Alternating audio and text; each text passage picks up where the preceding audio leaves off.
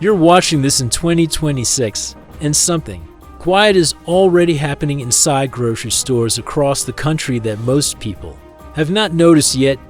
Global food prices are on track to rise between 12 and 18% before the end of this year.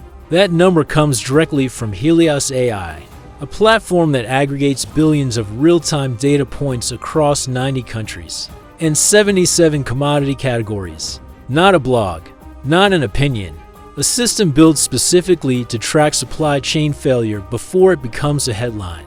At the same time, nearly 7,900 grocery store locations are projected to close in 2026 alone, and a combination of the Iran conflict, the Strait of Hormuz disruption, a global fertilizer shortage, and U.S. tariff policy have stacked on top of each other in ways that food supply chains have almost no buffer left to absorb. But here's what we are actually here to talk about. Not the macro numbers, the specific items. The 9 foods that are already showing real supply stress in 2026. The ones quietly disappearing from shelves before any news outlet runs a story about them. If you know what they are and why, you can act while acting is still easy. We go past the noise and into the data. If this kind of analysis is useful to you, subscribe right now so you do not miss the next one. Let's get into it. Item 9. Canned fish, sardines, and mackerel. We start with the item that has the clearest numbers behind it and the clearest long-term pressure. In 2022, a quality tin of sardines packed in olive oil cost somewhere around $2 at most major retailers. In May 2026, that same product from the same brands is running for $1 or more. That is a 100% price increase in under 4 years. And the price increase is not even the main story. The main story is availability. Multiple international fisheries have formally cut their sardine and mackerel catch quotas, not as a precaution, but as a direct response to measurably declining fish populations. Ocean temperature shifts tied to climate change are disrupting the migration and spawning patterns of both species. The populations are not where they used to be, and industrial fishing fleets are finding that out in real time. When catch quotas fall, global supply contracts. When supply contracts and demand stays flat, prices climb and shelf availability becomes genuinely unpredictable.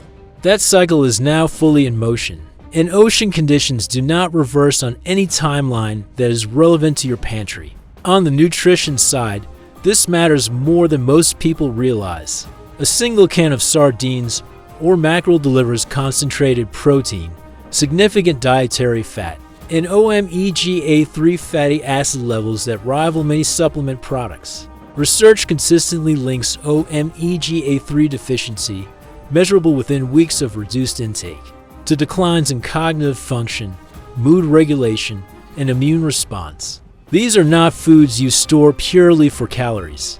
They are one of the very few shelf-stable sources of nutrients that most emergency pantry staples completely lack. Standard cans carry a shelf life of 3 to 5 years under reasonable conditions. The price trend alone makes the case for buying ahead. Item 8. Canned tomato products. 95%. That is the documented share of all processed tomatoes grown in the United States that come from one single geographic region, California's Central Valley. Not roughly, not approximately, 95% from one area that is currently under pressure from every direction simultaneously. Prolonged drought conditions have tightened water access significantly. Labor availability and costs have become serious operational challenges at both the farming and processing level, and smaller tomato producers are exiting the business entirely, a trend that has accelerated sharply over the past 2 years. Because production is so concentrated geographically, there is no domestic backup. When California output drops, there is no secondary region to redirect sourcing to. Those processors simply do not exist at the scale required. Add to that a separate packaging problem. Aluminum prices rose sharply through 2025, and U.S. tariff policy in 2026 has pushed those costs higher still. The supply chain dive reported in January 2026 that aluminum tariffs and input costs are adding significant margin pressure across the entire canned goods category. When margins tighten, food manufacturers cut production runs on their lowest margin products first. Small format canned tomato products sit near the bottom of that margin stack. Grocery procurement managers are already describing back orders running 6 weeks or longer, partial shipments that sell out within hours, and corporate guidance telling staff not to expect normal inventory levels through mid-year. This is not a prediction. It is the current operational reality inside the supply chain. Item 7. Bulk yeast. Most people have never thought about where yeast comes from. That is exactly why this shortage catches people off guard. Yeast production in North America is concentrated in a small number of highly specialized facilities. It is a living organism requiring controlled fermentation environments, precise temperature management, and specific industrial infrastructure through every stage of production and distribution. You cannot scale it up in weeks. When demand exceeds facility capacity, the gap closes in months, not days. Here's what happened. When home baking surged dramatically in 2020, manufacturers scaled production upward to meet it. When that wave subsided, they scaled back down. But the habit did not disappear. A meaningful portion of people who started baking in 2020 kept going. Baseline demand today is structurally higher than it was in 2019. Production capacity largely reverted to pre-2020 levels. Those two lines do not meet. Multiple grocery procurement managers have described yeast as being placed on internal watch lists products they are genuinely uncertain about keeping consistently in stock across a full quarter. That is a different category of concern from standard logistics fluctuation. Standard retail packets kept at room temperature stay viable around 6 months. Refrigerated, about a year. Frozen, close to 2 years. But there is a significantly better option that most people overlook entirely. Vacuum-sealed commercial yeast in 1-pound blocks. Stored in a freezer, these maintain full viability for 5 years or longer. And each block is the functional equivalent of over 60 individual retail strips. At a fraction of the per-unit cost, without viable yeast, the ability to bake bread from basic ingredients simply disappears. And unlike most items on this list, there is no real functional substitute. Item 6. Large format cooking oil. 2 years ago, a 1-gallon jug of vegetable or canola oil cost around $6 at major grocery chains. As of mid-2026, that same jug runs between $12 and $14. That is more than double in 24 months, but price is only part of the problem. Availability of large format containers, the gallon jugs, has become genuinely inconsistent. Multiple store chains have reported gallon-sized cooking oil completely absent from shelves. Not low stock, gone. The cusses layer on top of each other. Ukraine, historically one of the largest global exporters of sunflower oil, remains severely disrupted. Palm oil faces output restrictions across key producing regions. Soybean oil prices have climbed alongside broader grain cost increases. And the Iran conflict's impact on the Strait of Hormuz has added fuel cost. Pressure across the entire global shipping network. Pressure that flows directly into agricultural commodity prices. Here is the nutrition reality most people skip past until it matters. Dietary fat is not optional. The human body requires it to absorb fat-soluble vitamins A, D, E, and K. It needs it for hormone production and sustained neurological function. The core pantry staples, rice, beans, grains, canned vegetables, contain almost no fat. A food reserve built entirely on those staples, without an adequate fat source, will produce real nutritional deficiencies within weeks. The documented outcomes include fatigue, cognitive decline, hormonal disruption, and weakened immunity. A single gallon of vegetable oil contains roughly 30,000 calories. At today's price of around $13, that works out to less than half a cent per calorie. 5 to 10 times more efficient than most purpose-built emergency food products. Calorie for calorie, cooking oil is among the most economically efficient items you can store. Item 5. A bulk bouillon. This one looks insignificant. A cube the size of a sugar cube, weighing almost nothing, costing almost nothing per unit. Most people see it and think, seasoning. Optional. A nice extra. That framing is the mistake. One Buwillen cube produces approximately 1 cup of seasoned broth for around 5 cents.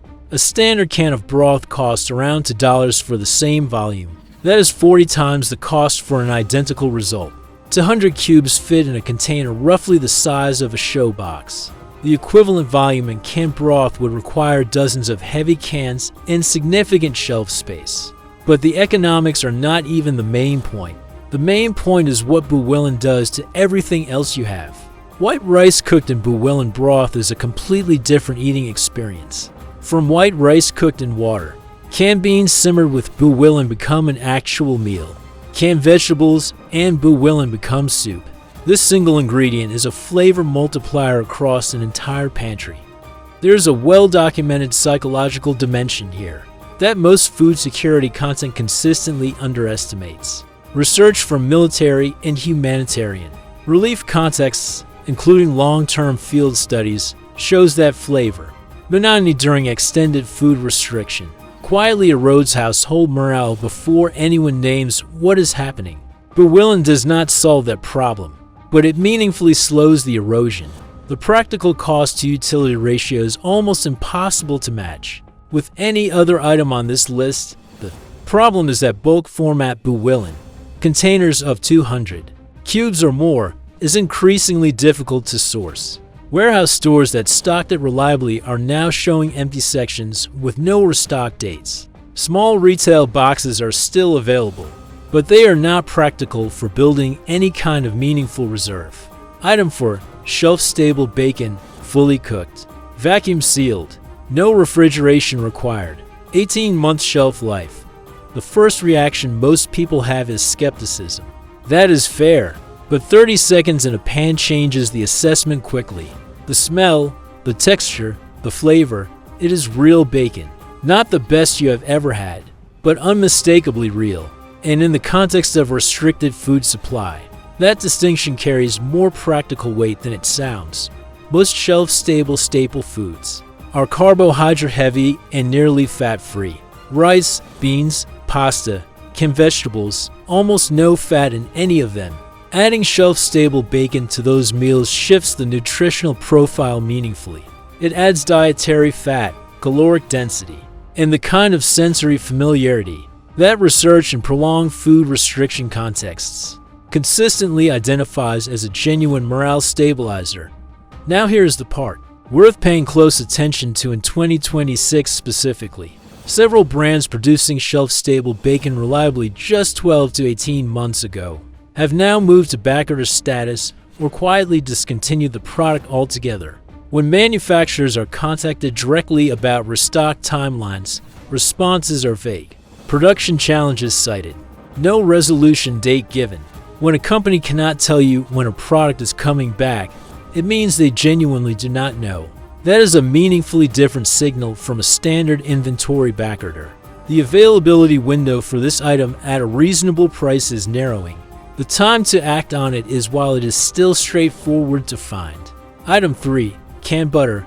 Most people have never bought this, never thought about it, never noticed it on a shelf, which is exactly why the supply situation developing around it right now is so easy to miss. Canned butter, real dairy butter sealed into shelf-stable packaging, designed for long-term storage, has sat quietly in farm supply stores and specialty shops for years, largely invisible to mainstream consumers. Two things have shifted recently, and they are moving in opposite directions.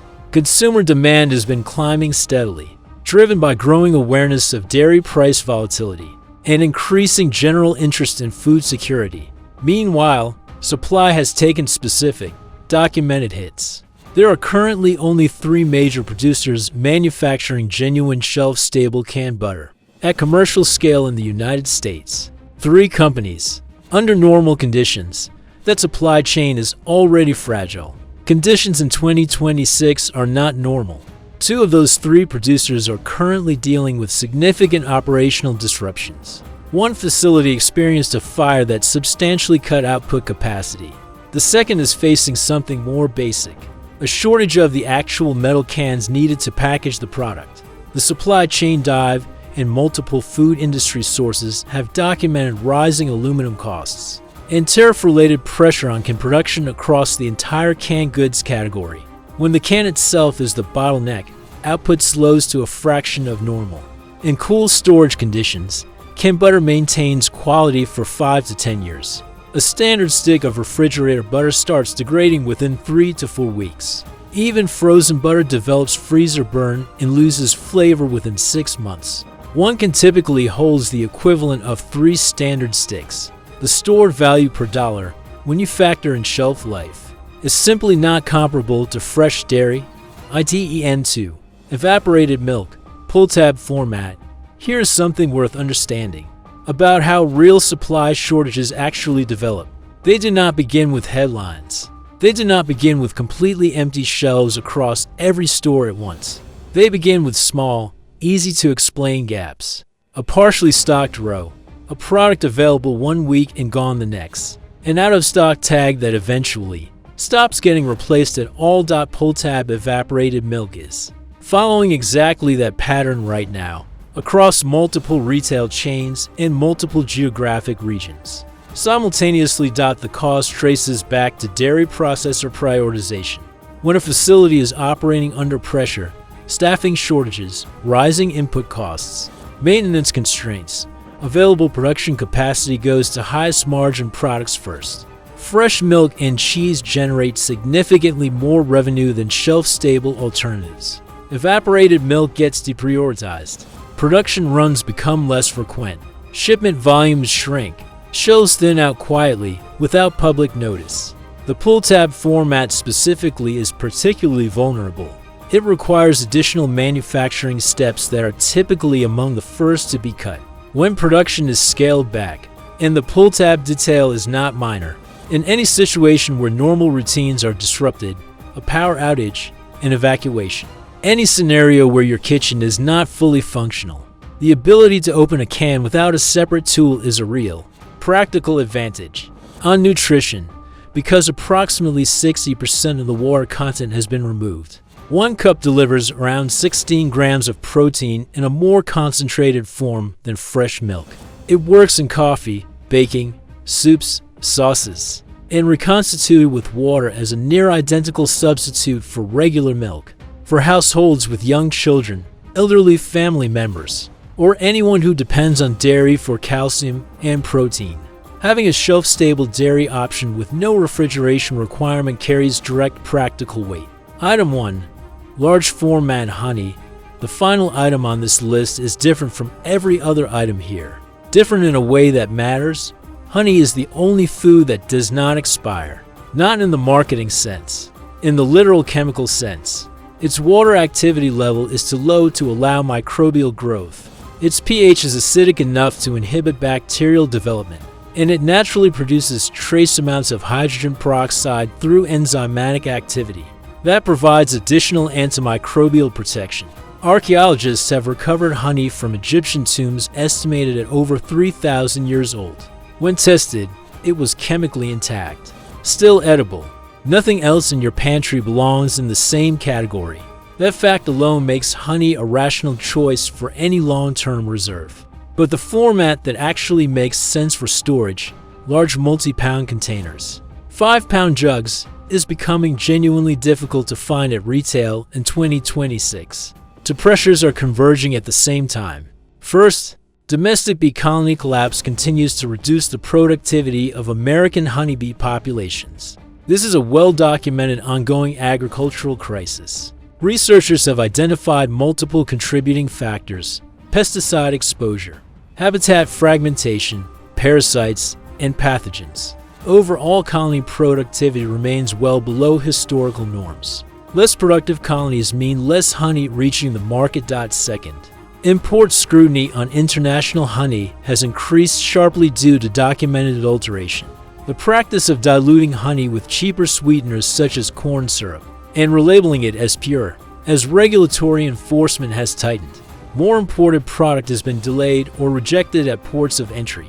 Both the domestic pipeline and the import channel are contracting simultaneously. The utility of honey extends well beyond sweetener. Medical-grade honey is actively used in clinical wound care worldwide. Its effectiveness as a cough suppressant and throat soother is supported by peer-reviewed studies, comparing it favorably against standard over-the-counter alternatives. It provides rapidly metabolized carbohydrates for quick energy when access to conventional options is limited, and it substitutes directly for refined sugar in virtually every cooking application, which becomes relevant when sugar prices rise or supply becomes inconsistent. Large containers are the format that makes sense. Best cost per ounce, most efficient storage, and given the functionally indefinite shelf life, there's no rational downside to buying more than you think you need. Here's what ties all 9 of these items together, and why this list looks the way it does. Global food prices are being pushed upward from multiple directions simultaneously. In 2026, the Strait of Hormuz disruption has cut off 50% of globally traded fertilizer transit.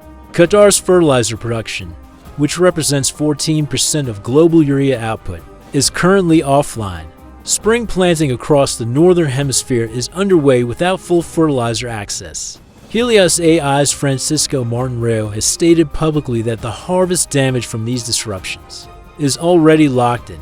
The 12 to 18% price increase they are projecting is not a worst-case scenario. It is a baseline projection from a system tracking 90% of the world's commodity exporting regions in real time. On top of that, U.S. tariff policy is adding cost pressure across packaging and manufacturing. Nearly 30 million Americans already live in areas where the nearest full-service grocery store is 10 or more miles away, and 7,900 additional locations are projected to close before this year ends. These 9 items were selected because each one fills a specific nutritional or practical gap that standard pantry staples do not fill. Cooking oil provides dietary fat. Honey provides lasting calories and medicinal function. Bouillon provides flavor that sustains morale. Yeast provides the ability to produce food from basic ingredients. Evaporated milk and canned butter cover dairy nutrition without refrigeration. Shelf-stable bacon adds fat and protein and sensory variety. Sardines provide omega-3 salts that have no adequate shelf-stable substitute. Canned tomatoes transform everything else into something edible over time. This is not a prediction of collapse. It is an observation about documented supply trends and a practical case for acting. While acting is still easy, affordable, and available, on each of your next 3 shopping trips, add 2 items from this list to your cart. 2 items. Done across 3 trips, you have a real, usable buffer built without drama and without significant cost. The people who are in the best position 6 months from now are not the ones who react when shelves are visibly empty and the news is covering it. They are the ones who move when things still look mostly fine, when the gaps were small, when the window was open.